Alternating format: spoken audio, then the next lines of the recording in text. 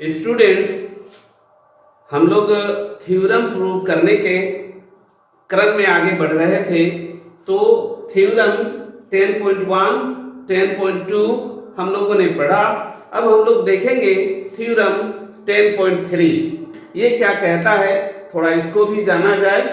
10 point theorem जो है 10.3 में क्या कहता है, ए परपेंडिकुलर, एक तो परपेंडिकुलर फ्रॉम सेंटर, कहां से, तो सेंटर से, of a circle to code bisect the code.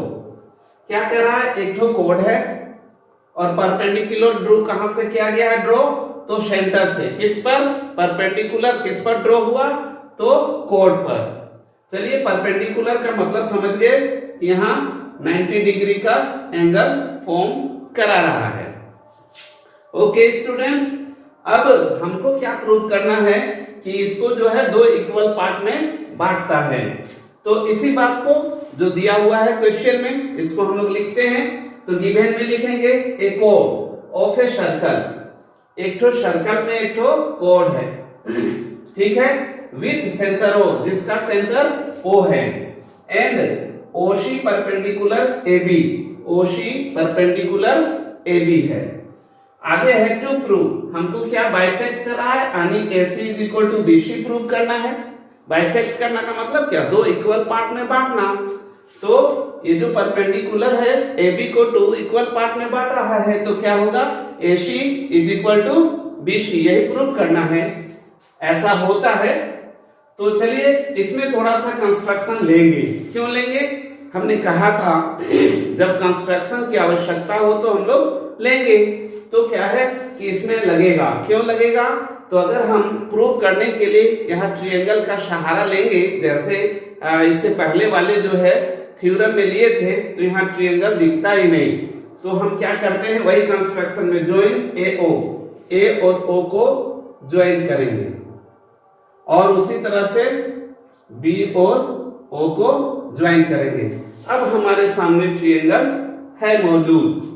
अब हम लोग प्रूव करेंगे, उसी तरह से कॉन्करेंट कर डालेंगे। तो क्या लेते हैं, in triangle AOC and triangle BOC, दोनों में हम लोग कंपेयर करेंगे। तो हम क्या पाते हैं, देखिए angle OCA is equal to angle OCB is equal to 90 degree. आप जानते हैं 90 डिग्री क्यों होगा, ये परपेंडिकुलर है, तो दोनों 90 का एंगल बना। अब आगे हम लोग लेते हैं AO is equal to BO। आप जानते हैं क्यों, is equal to R is equal to R यानी रेडियस, ठीक है। और हम क्या ले सकते हैं, OC जो देख रहे हैं दोनों में है, तो हम लिख सकते हैं OC is equal to OC। क्यों भाई, तो कॉमन है, कॉमन है, ठीक है। अब हम लोग देखेंगे कौन सा कॉन्ग्रुएंसी ले रहा है। तो हम लोगों ने पढ़ रखा है RHS by RHS, RHS congruency,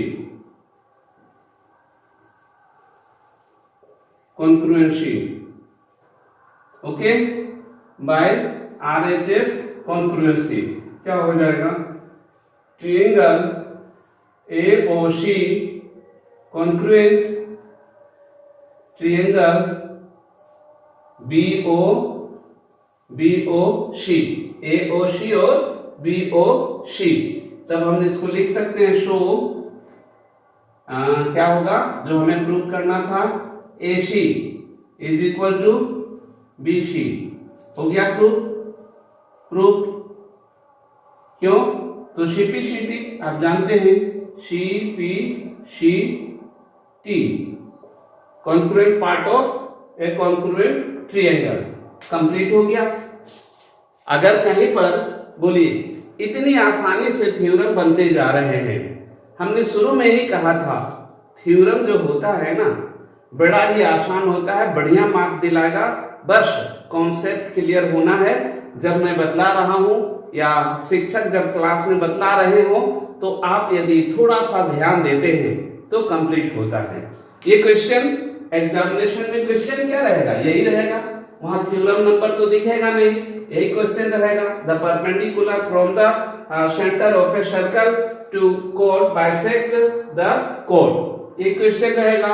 आप समझ जाएंगे क्या कह रहा है, क्या कह रहा है। तो एक तो परपेंडिकुलर यदि ड्रॉ किए हैं कहां से, सेंटर से, किस पे, तो कोड पर, तो कोड को जो है वो परपेंडिकुलर बाइसेक्ट करेगा, दो इक्वल पार्ट में बांटेगा, यही चल रहा था स्टूडेंट्स। तो वही बात को हमने लिखा और देखिए सारा जो है आपके सामने। मुझे लगता है एकदम कॉन्सेप्ट क्लियर होगा, कहीं जटिलता का नामो निशान नहीं है। ठीक है, तो हम लोग अब आगे 10.4 को देखेंगे। इसको पहले आप भली भांति देखिए, जहां कहीं नहीं समझ में आ रहा हो हमको कमेंट अवश्य करें। Thank you students. अब हम लोग देखेंगे 10.4 को, थ्योरम 10.4।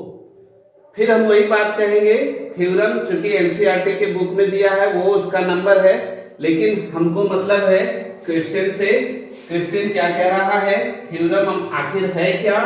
तो ए line draw through the centre of a circle to bisect A code is perpendicular to code. क्या कह रहा है कि एक सर्कल है, एक कोड है ए बी और सेंटर ओ, और इसका मिड पॉइंट अगर हम लेते हैं, अभी 90 डिग्री पता नहीं है, अगर हम मिड पॉइंट लेते हैं इसका सी, किसका मिड पॉइंट, बीसी का मिड पॉइंट सी लेते हैं, तो हमको क्या प्रूव करना है कि ये परपेंडिकुलर होगा। ठीक, जो थ्योरम 10.3 लिखे थे उसी का विपरीत है, अपोजिट है। उसमें क्या कहा था, उसने कहा था कि यहाँ परपेंडिकुलर है, हमको प्रूव करना था कि ओसी जो है बाइसेक्ट करता है, लेकिन यहाँ ऑलरेडी ओसी बाइसेक्ट करता है, हमको प्रूव क्या करना है कि ये परपेंडिकुलर है। इसी बात को हम यहाँ लिखे हैं। C is the midpoint of the कोड AB, AB का मिड पॉइंट C है। मिड पॉइंट C कहने का मतलब AC और BC इक्वल हो गया, बाइसेक्टर है। तो mid point of a circle with centre O, ऐसा सर्कल का जिसका सेंटर है O। ओके, तो हमें क्या प्रूव करना है, to prove OC perpendicular AB। Students उसी प्रकार इसमें भी ज्वाइन किया हुआ है, कंस्ट्रक्शन की आवश्यकता था, इसीलिए हम यहाँ ज्वाइन किए हैं किसको, AO और OB को। ओके, फिर हम लोग उसी प्रकार ट्रायंगल में आते हैं, in triangle AOC and triangle BOC। ठीक है, अब कंपैरिजन करते हैं। क्या हम लोगों ने देखा, हम यहां लिख सकते हैं OC is equal to O, अभी हम OC को नहीं लिखेंगे, OA को लेते हैं, OA is equal to OB। आप जानते हैं क्यों, is equal R।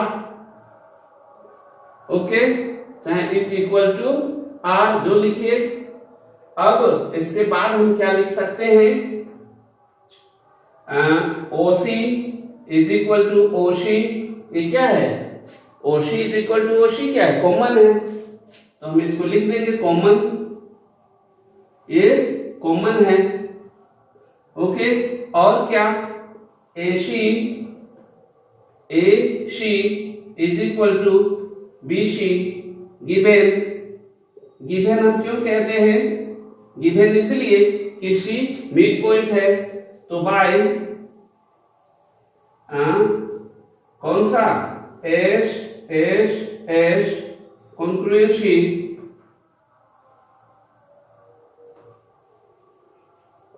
Congruency triangle कौन सा, AOC कॉन्ग्रुएंट ट्रायंगल BOC, दोनों कॉन्ग्रुएंट हो गया तो हम क्या लिख सकते हैं, एंगल शो एंगल OCA ये एंगल और is equal to angle OCB, इधर वाली एंगल दोनों इक्वल होगा बाय CPCT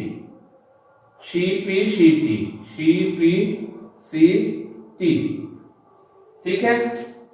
अब क्या है, हम क्या लिख सकते हैं, ये दोनों एंगल का सम ऑफ क्या होगा, दोनों का सम ऑफ कितना होना है, 180 लीनियर पेयर है।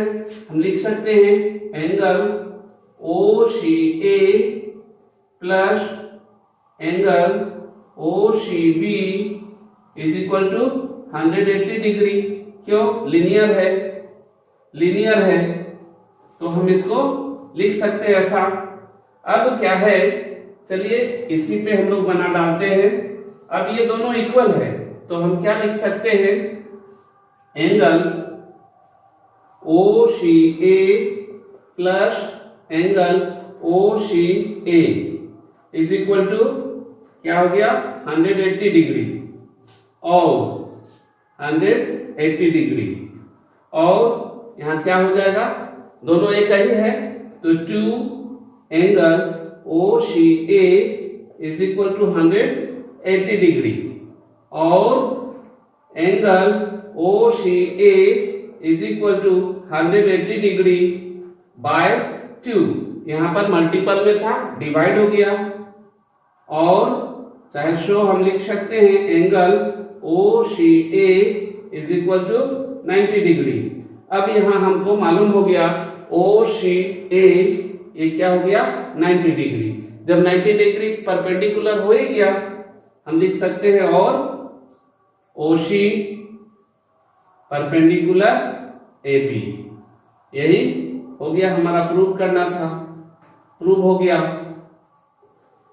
अभी स्टूडेंट्स एक बात को ध्यान रखिए, आप सोच सकते हैं हम यहाँ OCA ही क्यों लिए, OCA और फिर लिए है OCA, तो आपको पता है अभी अभी हम लोगों ने प्रूव किया है OCA और OCB दोनों इक्वल है, यानी जहां OCB है वहां हम लिख सकते हैं OCA, या फिर हम यहाँ OCA ना लिखकर OCB दोनों जगह लिख सकते थे, फिर भी हमारा क्या आ जाता, OCB आ जाता 90 डिग्री, फिर भी ये एंगल 90 डिग्री हुआ है, वो अब हो जाता इधर वाला एंगल 90 डिग्री, फिर भी ये क्या होता, परपेंडिकुलर होता। ओके स्टूडेंट्स, तो मैं समझता हूं कि कॉन्सेप्ट क्लियर हो ही गया होगा, क्योंकि मैं काफी मेहनत करके क्लियर करने का प्रयास कर रहा हूं, और फिर भी यदि नहीं समझ में आए तो कमेंट बॉक्स जिंदाबाद, आप लोगों के लिए हम हमेशा कहते हैं, हमेशा तैयार है। कमेंट बॉक्स में इसलिए हम कह रहे हैं क्योंकि कमेंट बॉक्स में एक बार मैं लिख कर छोड़ूंगा तो और भी उसी प्रकार की जो समस्याएं हैं किसी और को होगा वह भी सॉल्व हो जाएगा स्टूडेंट्स, ठीक है। तो आप समझ रहे हैं मेरा ये वीडियो का मकसद को पूरा करिए, फिर से कहना होगा क्या, ये मेरा वीडियो का मकसद है दूर दराज के ग्रामीण क्षेत्र तक, मतलब हर वर्ग के विद्यार्थी तक हमारा यह वीडियो जाए और उसका लाभ उठाए लोग, और बच्चे जो है अच्छा करे, अच्छा सीखे, अच्छा उज्जवल भविष्य हो लोगों का। मेरा मकसद ही तो है एडुकेटेड सिटीजन बनाना, भारत में शिक्षित नागरिकों का निर्माण करना ही हमारा उद्देश्य है, और मैं समझता हूं कि एजुकेशन से बेहतर और क्या होगा। मुझे संतोष मिलता है, मुझे संतुष्टि मिलती है इस कार्य को करने में। ओके स्टूडेंट्स, तो शेयर अवश्य करें, सब्सक्राइब नेसेसरी नहीं है बट शेयर करना जरूरी है। सब्सक्राइब तो अपने लिए है, क्योंकि आप सब्सक्राइब करके रखे रहेंगे तो आपको वीडियो मिलता रहेगा, लेकिन शेयर करेंगे तो अगला भी इससे लाभान्वित होगा, उस पर मैं फोकस करता हूं। Okay students, thank you, take care, धन्यवाद।